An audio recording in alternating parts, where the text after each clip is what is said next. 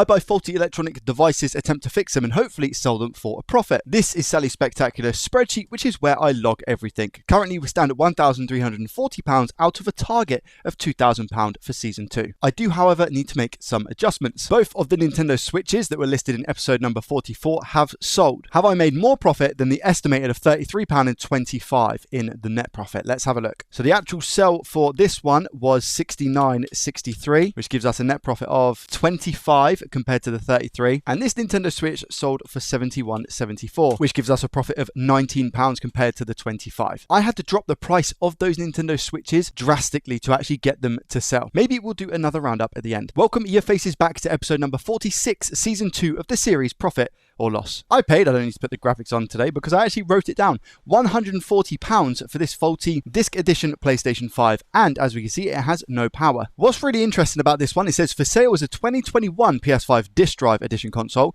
The console has no power. Power just went on the console and never came back. Here's another interesting part. This has a fully functional disc drive. Have been told it's a power issue to the motherboard. Now, they've been told it's a power issue to the motherboard. To me, that would insinuate that somebody's been inside it. Now, the pictures on the eBay listing do show that the warranty sticker has been breached. So as always, I think we're going to be in for a fun ride. Let's just go ahead and, as always, verify that it doesn't power on. Plug that in. Okay, I heard a tiny crackle. Make sure it doesn't power on at all. No. So we get zilch, nada, nothing. I'm pushing the power button down here. No beeps, no lights, nada. Let's start tearing it down. I can confirm it looks like it's been put back together well, which worries me, if I'm honest. You might be thinking, Joe, why does that worry you? Well, because maybe somebody who went into this and tried to fix it was competent, which diminishes my chances of actually being able to fix it. Okay, I'm quite happy. And the reason I'm quite happy is because it doesn't look like UART has taken place. However, it does look like there's some sort of discoloration around the Wi-Fi IC. That's interesting. Another good sign here is that the sticker on the heatsink doesn't look like it's been taken off for something simple like maybe a power supply swap. The disk drive is also still intact. We have our silver bit of tape here, which is really, really good. But somebody did go further because all of these little tabs are ripped. All of these little signs are clues. But this person looks like they were definitely competent just by judging on the screws alone. Okay, moment of truth. Do we have any signs of like soldering work that's taken place on here? Or do we look okay? I think we kind of look okay. I can't see. Oh, no, wait a minute. Is that flux? I don't know. Maybe gravy. I see a tiny bit of flux just here. Okay. Oh, do you know what? Right. This smells. Now, before I continue any further, I'm going to try something here. This has an electrical smell to it. What does that mean?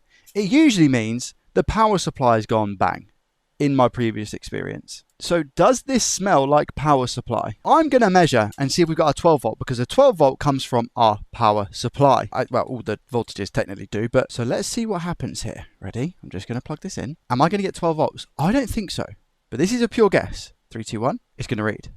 Yeah, okay. All right, we do. I'm wrong. Okay, no problem. Let's check our 5 whilst I'm here.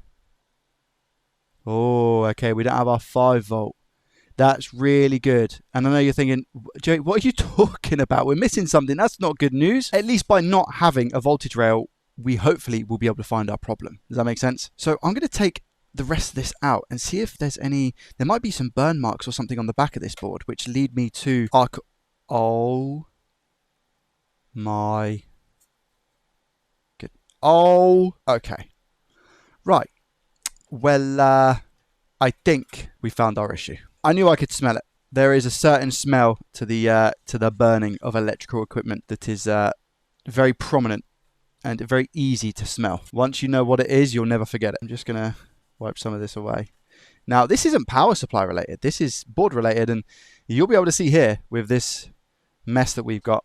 It's very upsetting because this is clearly an attempted repair. I can see solder mask. So I'm going to take this right under the scope straight away and see what's going on with it, because that is so deep right now. I don't know if it's going to be able to be resolved. Ready? We're about to see this at the same time. Here we go.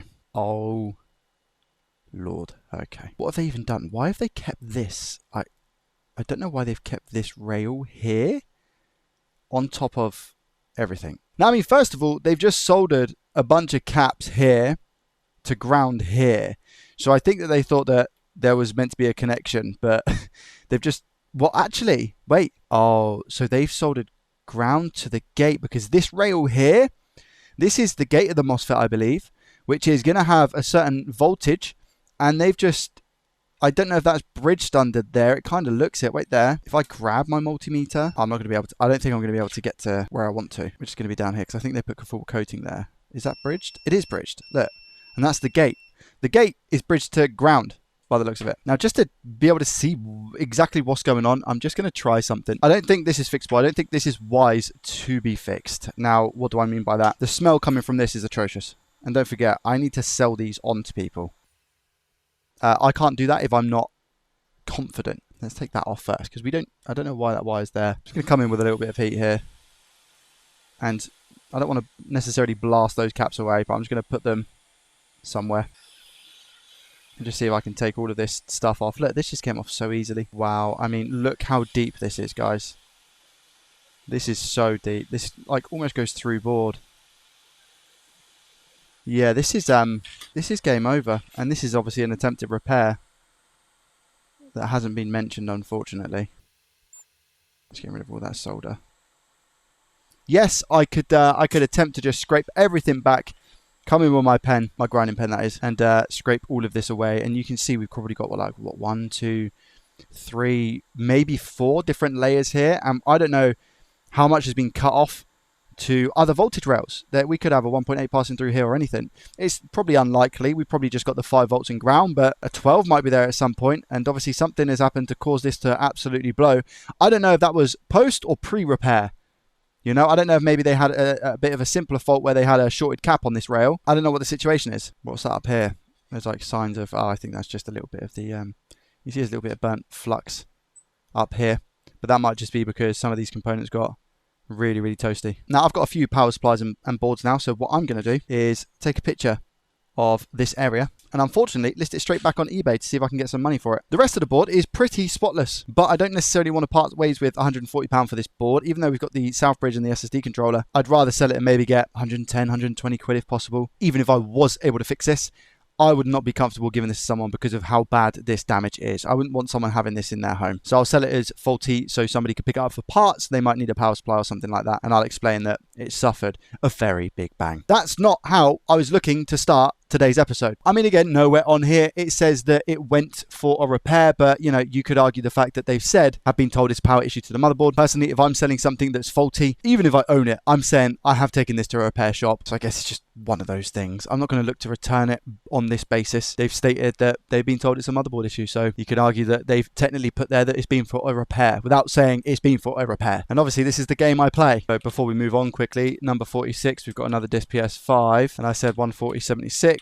I'm hoping to get 110, I reckon, which is still a loss of £40 estimated, roughly. If I want to try and make a profit in today's episode, I best hope and pray the next item is at least going to be able to claw some profits back. I say some, it has to be a big one. The only way we're going to get a big enough profit is by attempting another PS5. This one, again, I've written on it, it cost £145.88 from eBay. Interestingly, read descriptions, the console is completely no power, does not turn on. So again, supposedly a nice, lovely, jubbly sort of easy job, which is never the case. Doesn't state as well if we've got a warranty sticker. So this is the moment of the truth. Are you ready? Dun, dun, dun. And there's no pictures to confirm that either. 3, 2, 1. Okay. All right. Well, it's definitely been opened before. This is a 1116A as well, which is exactly the same as the other board. Interesting. Do we have all of our screws? No, we're missing a couple. Well, we're missing one up here. We're missing one down here as well. Hi. Let's plug it in. Anything. Oh, we're missing the fan one as well. Anything? Nothing. Again, also completely dead. However, I have some bad news. And the bad news is that I've got a lip down here on this PS5, which means that the front panel hasn't been put in correctly when it's been reassembled, or they've taken the whole thing out to sort the power supply and it's not been put back together properly. So this is not good. Let's crack on then. I've got no time to waste. These profits aren't going to be profiting themselves. Oh, at this rate, these profits aren't going to be profiting at all. Okay, here we go. First signs. Luckily, no UART, which is good, but I mean, it's no power, so it doesn't really make a difference at the moment. Let's take out this drive. Oh, they put a screw here. I was like, why is that not coming up? Well, there's a screw here. All right, this gives me some hope that they maybe they don't have much experience, which is always nice. Have they screwed in down here as well or something? Wait, they screwed there? Never seen that before. My hope is increasing, if I'm honest. Basic things like the ribbon cable has been put back. Does look as though they've taken this stuff off. Yeah, they have. So they've been further than this, as we kind of suspected with the lip at the front being off-centered. Oh, there's some screws taped to the back of here. Like, what? It's because they put screws back, these silver ones, in certain places where the long ones would go, which is why the long ones wouldn't go in. So, for example, here, there's meant to be a long screw for the fan, and they put a screw back where it shouldn't go. So that's why. LED cable's looking a little bit chewed, and it wasn't plugged in either. Okay. Are we going to have any nasty surprises here, or are we going to be okay? Let's find out. Please be okay. Nice, easy, shorted cap somewhere, something along those lines. We can just replace and get sorted. How are we looking for flux? I can't see any on this side, which is a relief. I don't even know if the clamp's been off. It doesn't look like it's been torn apart at all, which is good news. Just giving it a quick visual inspection with my little eyes to make sure that there's no components missing, anything severe has happened, there's no big burn marks, nothing like that. Okie dokie. Let's measure the voltages then. We'll do that exactly the same as what we did with the other one. So again, we're looking for a 12 volt, then a 5 volt, then a 3. Multimeter and DC voltage. Let's ground that. Here we go. 3, 2, 1. What do we get? Oh, my multimeter's frozen. Amazing. There we go. Back on screen now. Lovely jubbly. 3, 2, 1. Okay, no 12 volts. Button's not going to work because I've taken that out, but nothing. We don't get 12 volts. Okay, one of two things. We either have a short on the 12 volt rail or the power supply's gone bust. If the power supply has gone bust, it's going to be a nice profit because I've got one behind me. I can literally just slap it in and we'll call a profit a profit. However, there are times where on eBay, somebody might take out the power supply and put another one in to distract you from the fact there's something else wrong with the board. I've had that happen to me and it sucks. So the best way to verify this is remove the board and just see if we have a short or not. There's no point in measuring now because the power supply itself could be shorted, which is then causing the actual board to short out. So I need to remove it and then we can confirm and see what the situation of the nation is. Take that out. Here we go. Remove the board. This side is also looking pretty clean, which I'm happy about. So again, if I now take my multimeter and I'm going to put it into continuity mode this time, which is the mode that beeps when we have a complete circuit. Now I don't want that on the 12 volts. That's what I don't want. So I'm just going to measure here and here. Ready? Nice. Okay. So we don't have a short on our... Oh wait, we do. Do we? No, we don't. We don't. Maybe it was resting against the chassis. We do not have a short on our 12 volt. That is absolutely perfect. So I think it is just going to be a power supply. Let me change that out very quickly and then we'll come back. I can test this by simply measuring inside there. Okay, doesn't really show it. Wait there then. So if I put the meter back into DC voltage and I'm going to measure. Okay, yeah, look, we only get 0.35 volts. We should be getting 12 volts. So the power supply is cooked. So let me change that out and I'll be back in a second. I'm going to make a simple note of this. I've just taken this out and this was bent before. Can you see here? Which might indicate that somebody's taken this off of another power supply. This is the antenna. And put it onto the new one and just like messed it up somehow and bent it. But can you see?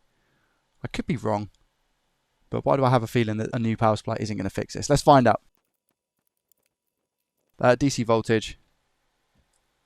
12 volts, cool. So we know that this power supply works, which is cool. Just going to unplug that whilst I put the board back in. Now the liquid metal situation is looking quite poor. However, this is just for testing purposes. I want to make sure that we get all our voltages and see if it does just power on before I get happy. I'm not displaying any emotion right now because I know full well what can happen. Have I just been eBayed in this video? Very, very possible. Okay, clamp on, plug this in. Sweet. Just to confirm again before we continue, 12 volts. Cool, we get 12 volts on the board. Do we get 5? We get 5. Do we get 3.3? No. What did I say, man? Oh, God. People, honestly. Yeah, we don't get 3.3 volts, so this isn't going to turn on. Watch. Nothing. I reckon they ripped the power supply out. They ripped the power supply out and have pretended maybe it would be like a simple fix, and they've just replaced the power supply and created this like red herring, I think that's the saying, where they want you to focus on the power supply being the fault, but actually there is something wrong with the console. Now I know this kind of like sucks in general, but to me I get content from it, so it's not too bad. I'm able to recoup some sort of revenue, but for people who are actually trying to do this full time, I don't know if anybody tries to do this full time, specifically on eBay. Those are the people that I really feel sorry for, because those people are getting taken advantage of, and that's not nice, and that makes me upset. I'm gonna try and beat it anyway, because that's what I try to do. And let's see if we can work out why we're not getting 3.3. Now, it could be a plethora of different things as to why we're not getting it. I'm just going to put the multimeter into continuity mode again, which is the mode that beats. I'm just going to see if it's shorted. Yeah, it is. Okay, this might be relatively easy. We have a shorted 3.3 volt rail. What that means is that I can inject voltage here and hopefully find out what our issue is. I mean, there is another thing that I could do as well, is just check on a couple of the fuses. I'm pretty sure most of the fuses, though, however, are 5 volts instead of 3.3. So if I just go around on a bunch of different caps, I'm just trying to remember where 3.3 is going to be. Could be anywhere. Oh, here we go. There we go. There's our short right there. I didn't even have to inject voltage. I might need to now, though, go in here. But we could be onto a winner at least. Thank goodness for that. My point also being, if you're going to take a part from it, so the power supply unit, the biggest part of this console you're taking, and you're putting in a bad one, a faulty one. That's just straight up mis-selling, right? I don't know. Maybe it's like an ethics thing. And even if I was to claim for this on eBay, it wouldn't happen. I wouldn't be able to get my money back or something. I don't know. But morally, like, why? I just don't understand why you wouldn't say, oh, by the way, I've just swapped out the power supply and that didn't fix the issue. So I've taken the old power supply and there is now a faulty one in the console. Just as an FYI. People are still going to buy it and try to fix it. In my opinion anyway. It might deter a couple of people, but there will be somebody out there who buys it. But for the sake of you, like, trying to get that extra 10, 20 pound, I don't know, just can't change the world. All right, so I think the cap that we had that was faulty, we've got that beep again for continuity mode, is here, right? Yes, we've got the faulty cap here. I wonder if there's any others in the vicinity that are also faulty, or whether it's just this one cap. It just seems to be this one cap here. Okay, let me turn it around, because there are caps in and around this area specifically as well. And I believe it's on this dialogue IC. So is this rail shorted? No. This rail is, however. Okay, so that ruins the fun a little bit, because I was just going to try and remove that cap to see if it fixes it. But it looks like it could even be the dialogue IC that's at fault here. The smart thing to do is going to be to inject voltage to nail it down to see what cap is faulty. It could be this cap, could be the cap on the back. So we have a total of 3 caps, or it could be this chip. Just for the purpose of learning, I guess, what I'm going to do is I'm going to remove this, which is an inductor. It's passing the current from here to here, or here to here, vice versa. Could be either way. That's now going to let me know if it's going to be the chip that's necessarily faulty, or whether it's going to be a cap on one of these rails. Now, again, the smart thing to do here, not what I'm doing, would be to inject voltage so you can see exactly where the short is coming from. That will make your job 10 times easier, 10 times quicker. However, for the sake of guessing and just having a little bit of fun, I'm going to see if we can find our short without a thermal camera. We still have a short here. So this side is not shorted, which means this dialogue IC is okay. So it's going to be either cap 1, 2, or 3 on the back. I'm going to go with 3 on the back. So I'm going to turn this board over. I'm going to select this cap right here, and I'm going to try and remove it from the rail and see if that was our culprit. So let me just move it over to the left or to the right. Let's go there. Lovely jubbly. Now let's see if our rail is still shorted. If so, it might be one of the other caps. Is it shorted? That's ground. This one. It is still shorted. Okay, so what I can do now is actually put this cap back whilst I'm here. Again, this will just save me time. I'm at 480 degrees Celsius, 99% airflow. There we go. Turn the board around, and I'm going to go bottom one first, just because, why not? And then worst case, we'll go with the top one. And we still have a short, which is very possible, by the way. What we're going to have to do in that case is inject voltage and see if it takes us somewhere on a little bit of a wild goose chase, which it definitely can do around the board. Could be Southbridge related. Do we still have our short? We do. Okay, this is not looking promising, because I'm pretty sure this rail does go to Southbridge. Let's just confirm by removing our last cap. Of course, it wasn't going to be that easy, unfortunately. Oh, this one has now come off. And I also just want to make sure that that's not on the same rail. And that one's gone flying. You stay there. You come back and just sit here for me. Thank you. Just whilst I test, and then I can clean you up in a second. Right, short be gone or short stay strong. Here we go. Short stay strong. So all of that for nothing. All of these caps are actually a-okay. Before I finish up in this area, let's put these caps back, and we're going to inject voltage and see where the culprit is. This is why, you know, when I said about the smart thing would be to inject voltage, this is exactly why. I've wasted time here. Luckily, I'm not really on a time basis, but for somebody who was in a repair shop, time is money. A little bit of flux here and here. That'll sort those caps out. Lovely jubbly. 1, 2, 3. And whilst I'm here, inductor back, microfiber, just clean up quickly. I'm just going to check if I have a short on the back of the south bridge whilst the board is cooling down, because if I go and inject voltage now, it will take a while for the board to cool down and everything will just appear hot. So let's just measure on the south bridge. We get 490. This is on an inductor. 500. It's meant to be 700, but again, the board's very hot, so south bridge actually looks okay, which is, you know, kind of hopeful. All right, let's see what we get with the thermal camera. I need a wide scope of the board first. Hopefully we generate enough heat. It's still quite hot over here in the 40s, so let's see what happens. Right, injecting in this cap. 800 milliamps on 0.7. Nothing straight off the bat from what I can see. What I'm going to do here to give myself some more freedom is solder directly to the cap. This will allow me to turn the board over, etc. without having issues. Oh! Yeah, there it is. Okay, fine. Even though we read good on the south bridge, there's our issue. Is it one cap? Wait there. Is it one cap? No way. Is it one cap on the back? No, it can't be, can it? It's got to be the actual south bridge, right? I don't think I've ever had it where it's going to be a single cap. A bit of IPA and see if anything swallows it up. Right there. Whoa! See that? Look. Right there. Good job. I didn't just go ahead and remove the south bridge, right? Watch. This little guy. Look at this little cap. Now, it still could be the south bridge, but my bet is that that cap is what's causing our issue. Could be wrong, as always. I forgot what cap it was. That one. Okay, right in the center of the screen. Now we have the crystal here, so I need to just try and be very, very careful with the heat. I'm going to burn it out. Just moving that heat around. Okay, let's put the cap up here and just see if that was a shorted cap or whether it is going to be south bridge related. Here we go. So if this beeps, this cap was our issue. Oh my gosh. I don't believe it. So, technically, if we measure on this cap now, our short should be gone. Our short is gone. Wow. Okay, sweet. I'm just going to desolder this. I'm also really quickly, because there's been heat in this area, I'm just going to put a little bit of flux. Come in with our soldering iron here. Thin one.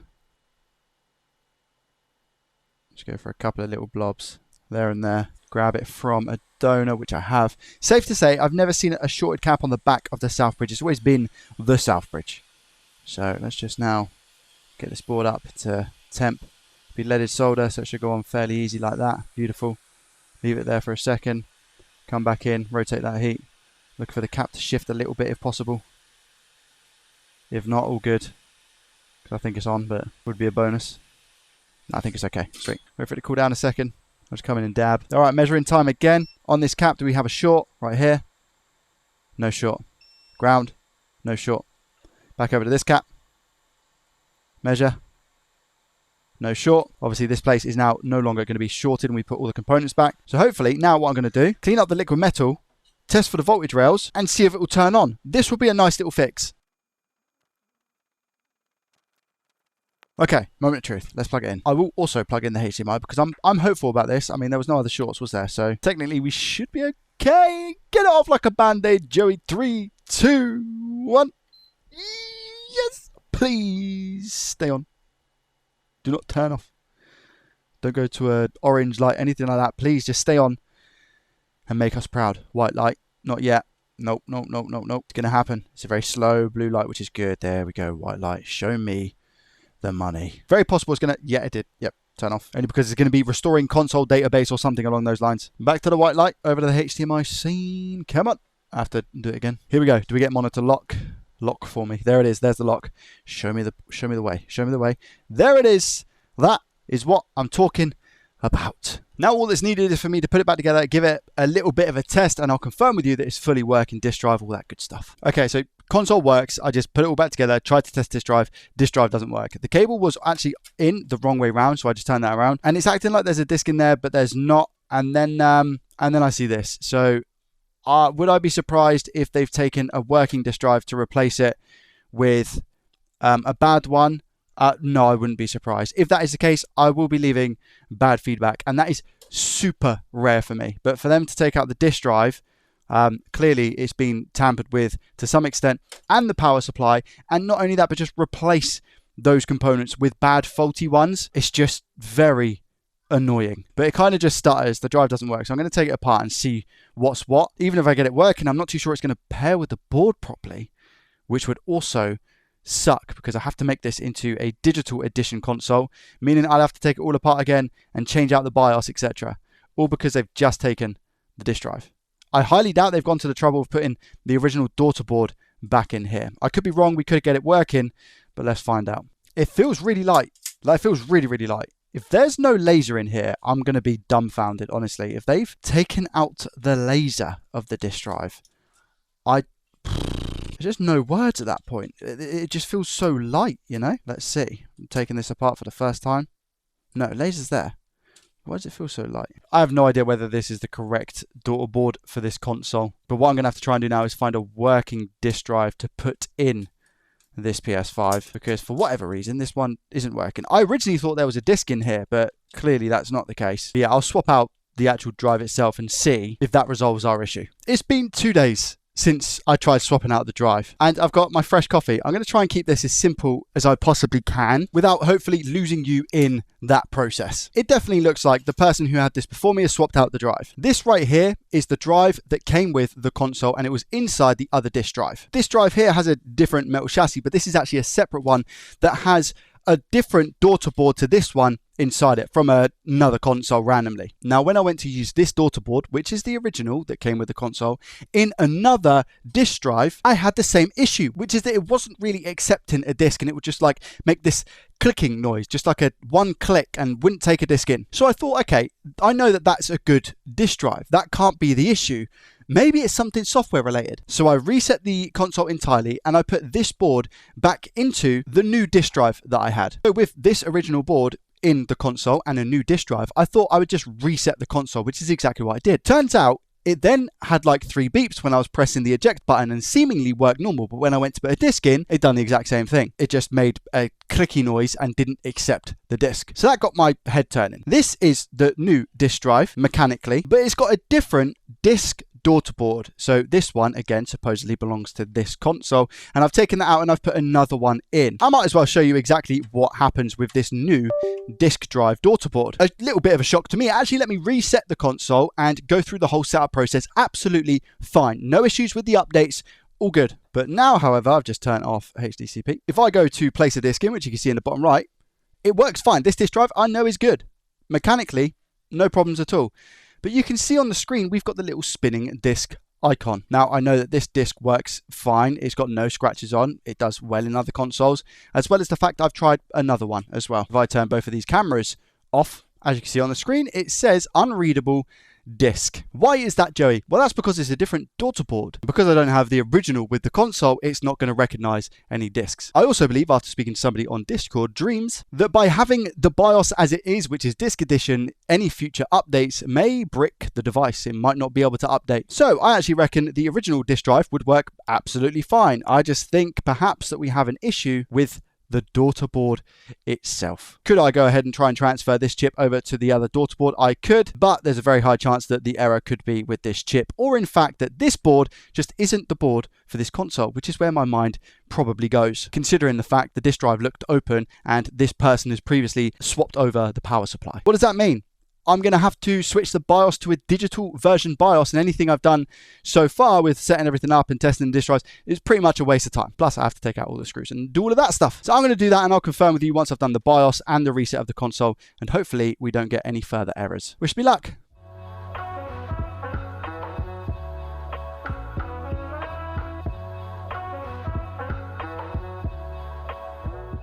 Right, I have finished setting everything up. I even played a little bit of Fortnite, and it runs very, very smoothly. Doesn't cut out, overheat or anything like that, which I'm super happy about. So the BIOS version that I installed on this console, the digital one, is all good, which makes me happy. I'm going to obviously put the original disk drive back in just in case, and state on the listing when I go to sell this that the disk drive is probably faulty, and that's why I've had to put it into a digital state, and that the daughter board doesn't belong to this console. But at least I get to make somewhat of a profit, I hope anyway. Is it going to recoup the £40 that we lost from the first PlayStation 5? I have no idea until I actually go to sell it, but I can work out an estimate. Let's head on over to Sally's spectacular spreadsheet and see if we've made a profit today. Okay, so we paid $145.88 for the second PS5. Now it's going to be a digital technically that I sell. I don't expect that I'll get anything more than $210 for it. Now the question is, after the eBay fees and everything, does that give us an estimated profit overall, or are we still going to be in the negative? Ready? 3, 2, 1.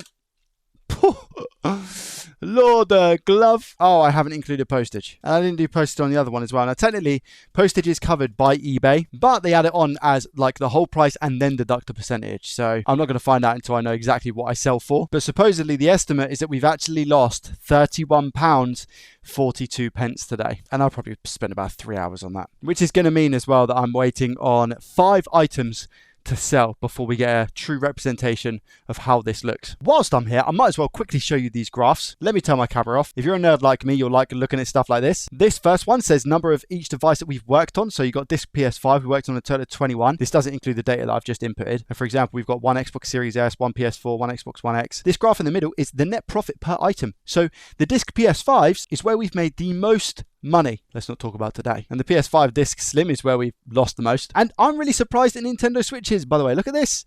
Nintendo Switches down here is in the minus of total net profit.